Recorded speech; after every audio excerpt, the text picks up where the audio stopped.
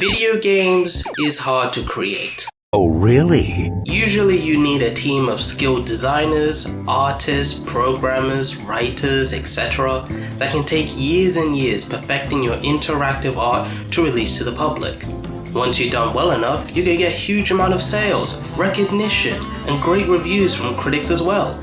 You could win a couple of awards if you're lucky enough. It's satisfying to hear your work being loved and adored by possibly millions all around the world, and you yourself will be preserved and documented on the credit screen forever.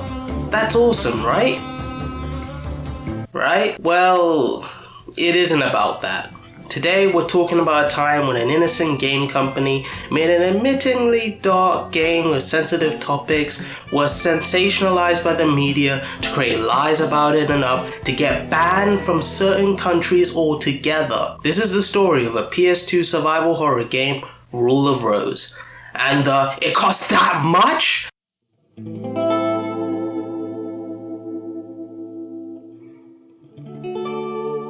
Our story starts at the end of development of Rules of Rose. Punchline, a small studio known for their previous game, Tulip, on the PS2, which at the time was released only in Japan in 2002 until Atlus localized in America in 2007. The founder of Punchline, Yoshiro Kimura, was an ex-member of a defunct studio, Love-de-Lic, known for their oddball games like LOL, UFO A Day of Life, and their most well-known game, Moon Remix RPG Adventure, which is finally getting an English release on the Switch. Can't wait, but I'm poor.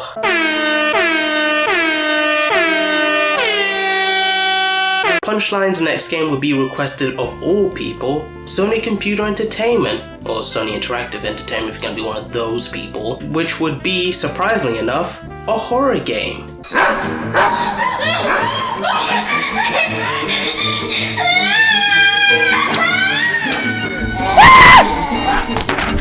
A company whose experience with odd but heartwarming games demanded by the creators of the best-selling console of all time to make a dark, horrifying game instead. Man, the gaming industry is weird sometimes. Whoa, whoa, whoa! What the fuck is this? Fucking sponge cake? Fuck!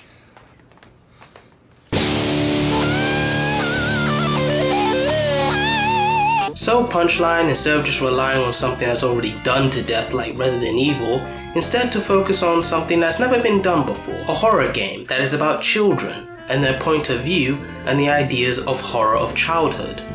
Originally, the game was going to be about young boys being kidnapped by adult men, but Sony rejected the idea being too dark. A bit weird, don't you think? So instead we have a period piece horror story about young girls being in an isolated orphanage and the horrors of being a young girl at the time in World War II. So think of it more like Lord of the Flies, but instead of boys, but girls, without the savagery, but the isolation kept in. While I'm not gonna lie, there is darker themes and implication in Rules of Rose due to the game being about children.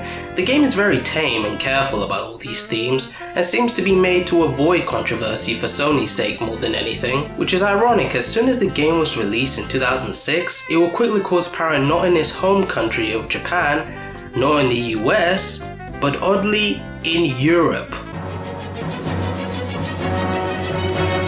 Well, originally once the game was finished and released in Japan, Sony got cold feet and was worrying about how the Western audiences would view about Rules of Rose and thought it would become the next hot coffee, so they bailed from publishing it. But luckily, Atlus USA came to the rescue to announce in E3 2006 to publish Rules of Rose for the US and Italian publisher 505 Games to publish it in Europe as well.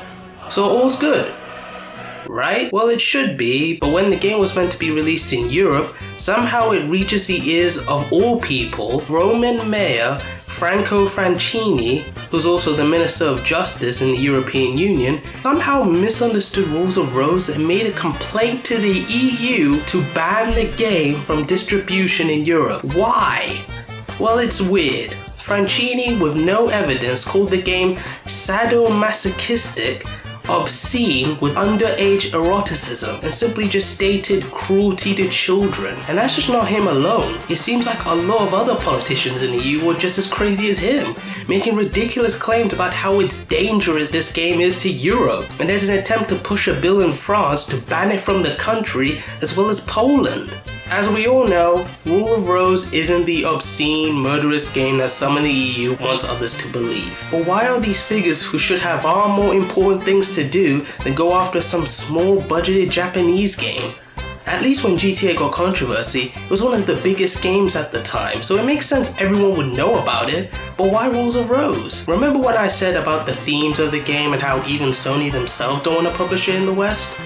Well, a certain Italian magazine called Panorama, not to be confused with the BBC show of the same name, made was possibly the most famous phrase of the whole debacle: "He who buried the little girl wins." This false idea about the game was spread to other tabloids and newspapers like the British Times, spreading fake news about it to multiple countries, and no wonder Franchini wants this game to be banned because of it. I know it sounds terrible, and it fits the whole typical description of moral guardians coming around and villainizing anything that's considered adult or new to protect the children, when really we all know they're creating a fake problem to fix and gain praise from the public so they can keep their votes. Now luckily this time, the arguments of Rule of Rose is so pathetically weak, anyone can destroy in a couple of seconds, including, into the ring, Vivian Reading. Objection!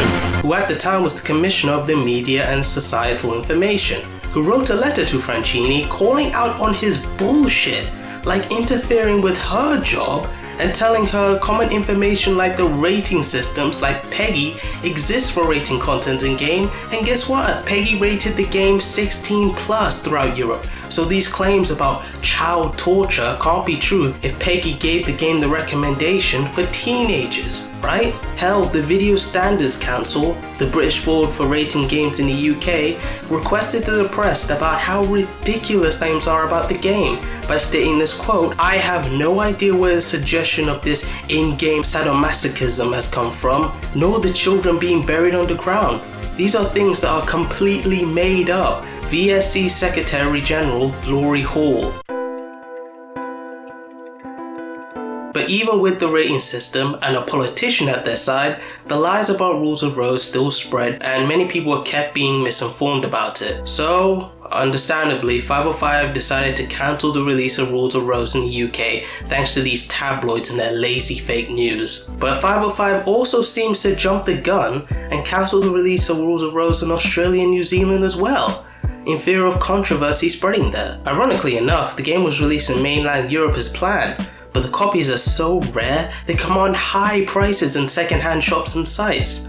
The US release, on the other hand, did happen without fuss, and prices for it are much more reasonable online, at least nowadays. Man, Rules of Rose deserves so much better than this. To have your chances for success and attention stolen from you by the hand of idiotic lies is so wrong. At least with other gaming controversies like GTA, Mass Effect, or anything else, at least the content that people have problems with are real. With Rules of Rose, you don't even need to have a shred of evidence to get what you want. Thanks to this, Rules of Rose sold poorly, and alongside mixed reviews, they'll never get a sequel or a remaster that fans desperately wanted. So yeah, if you're British, Australian, or Kiwi fans of horror who wanted to play this game, good luck finding a copy unless you mod your PS2 to play the American version, or just simply play on an emulator if your computer's good enough, which I don't. Don't bother begging Punchline to do something about it because the company went defunct, and the founder Kimura is now working at Marvelous Entertainment instead. I doubt that Atlas or 505 Game has any interest in reviving the game that did little sales and caused so much PR disaster. Why would they? So yeah, Rules of Rose, while a worthwhile cult classic to many, isn't gonna make a comeback anytime soon. But who knows? In this industry, anything can happen, right? This is Kem the Chameleon, rotting my mind from all this stupid nonsense. And I would like you to have a good time. Signing out.